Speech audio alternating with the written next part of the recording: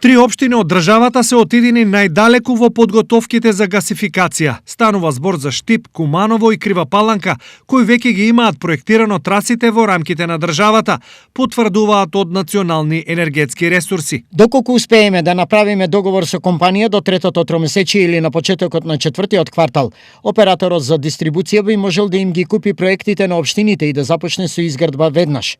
Во идеална ситуација, ако се оди по планот, можно е на крајот на годината да ги имаме првите приклучоци. Вели Бајрам Реджепи, директор на Национални енергетски ресурси. Постапката за избор на оператор ја води Министерството за економија, а целата гасификација е обврска на транспорт и врски. Навистина е многу значаен проект и во тој повик ние веќе сме длабоко навлезени преку Министерството за економија после изборот на приватниот партнер, бидејќи процесот оди преку јавно-приватно партнерство.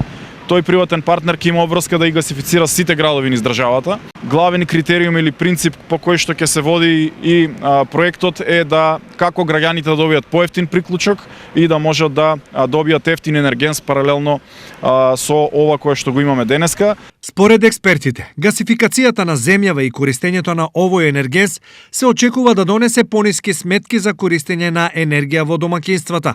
Тоа е најбитно за граѓаните, да имаат што е можна пониска цена за приклучок на дистрибутивната мрежа.